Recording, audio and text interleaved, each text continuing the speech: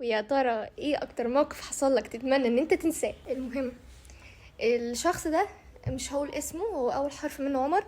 عمل حساب فيك وبقاله سنة كان بيكلم صاحبه على اساس ان هو واحدة ومرتبط بيها، وبعدين اكتشف ان هو صاحبه.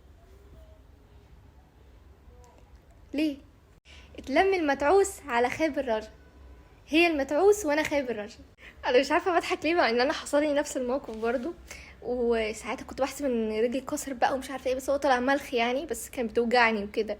والحمد لله محدش شافني غير كاميرا المراقبه. يعني هو اصلا يعني المشكله ان ال اسمه ده الفصل اللي كان فيه، يعني الحجره، الاوضه اللي كان فيها كاميرا المراقبه كانت مليانه، كان من طلاب على اسيستنت بقى على مش عارفه ايه. فانا طلعت فوق، وقعت وقمت عادي تاني زي ولا كان حصل اي حاجه. فانا قمت طلعت، لقيتهم كلهم بيبصوا لي ميتين من الضحك. فانا عرفت ان انا كده اتقفشت فوق. بيب بيب بيو يا احمد يا احمد، بيب بيب بيب بيب بيب بيو. انا مش عايزه اقول لك ان انا كنت زمان وانا صغيره كان بيقولوا عليا في الفصل ان انا شرشبيل. ليه؟ علشان مناخيري. انا محور تنمري في الحته دي، انا بجد بقى. يعني حد يضربني هنا كده عشان تبقى عملية تجميل حلال، بس مش اكتر. معانا واحدة سقط عربي بس هنحكي. يعني حياتي امزح لما لبست القديمة قاعدة تغزني، اللي هي تغزني يعني، مع صاحبتي التانية، وهي المفروض والمتن اساسا هي المفروض هي قالت بس هي المفروض اساسا يعني البست تبقى مش عارفه تبها دي ايه بقى. انا تعبت من الترجمه بقى، ما يعني اكتبي صح بقى.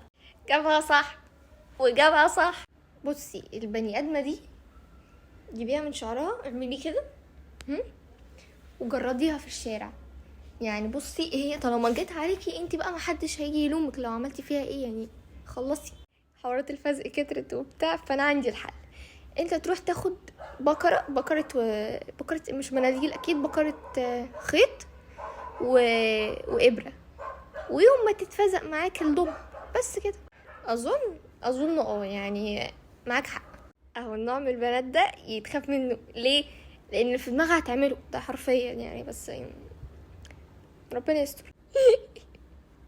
والله لازم تخيلت الموقف ان هما جري وانت اتضربت بقى. اندال اندال. انا اكتشفت ان انا حمار ومناش عارف ان انا حمار. في مرة كنت ماشية في الطريق تمام، وبعدين رحت قابلت راجل عجوز قال لي موقف العربيات فين.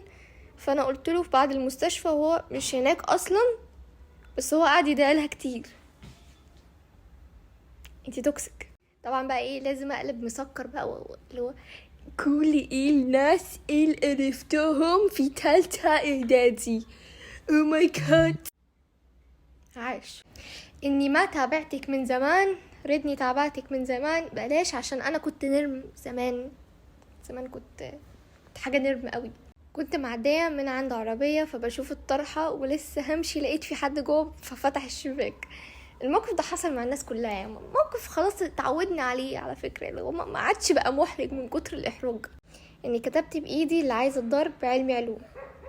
طب انتي جاي تكتبي الكومنت ده على واحده في اولى ثانوي؟ اتحيرونا بقى ومش عارفه ايه. انا مش عايزه اخش ادبي، وفي نفس مش عايزه اكمل يا جماعه. مش عايزه اقول لك بقى الموقف ده حصل لي، بس وانا كان عندي بتاع 11 سنه 12 سنه كده. كنت ماشي في الشارع، كنا في الشتاء، في عز الشتاء يعني. الارض كانت طينه. انا بمعنى كلمه، انا الارض عندي الشارع بتاعي كان كله طين. كنا بنمشي على جنب قوي كده علشان فعلا الدنيا كانت غريبه. فانا بجري بقى، وكنت معايا كيس لبن كمان. جايه بقى وانا بجري مره واحده في زلط، الله لا يبارك لها، اتكعبلت فيها. كيس اللبن فرقع وقعت في نص الميه. والناس تقومني وانا شكلي بنص شعري هنا كله طينه، وجسمي بقى ومش عارفه ايه وانا طالعه. مع ان انا كنت 12 سنه، مش صغيره يعني، ما يتعبش عليها ما يضحكش عليها يعني. لو واحده كبيره هيفطس ضحك، بس انا كنت من جوايا محروقه قوي، لو انا ازاي الوقعه دي. ولا بقى بلاش الحاجات اللي تحير دي بقى. يا جماعه بقى انتوا مش كتبتوا عملتوا جايين بترموا بالكوا عليا؟ يا جماعه راعوا شعور اولى ثانوي. والله العظيم ما عارفه ادخل لحد دلوقتي والله. ولا عارفه انا مش عايزه اخش ادب، مش عايزه اخش علمي، دخلوني اي حاجه تانية بعيدا عن المواد دي. ليه يا عبير تعملي في نفسك كده يا عبير؟ ليه بجد؟ ليه؟ ما انت شايفه الحوسه اللي احنا فيها، جايه تسيب النعمه وجايه عندنا هنا؟ ما انت بتموتي نفسك. طب رديت اهو، اي خدمه.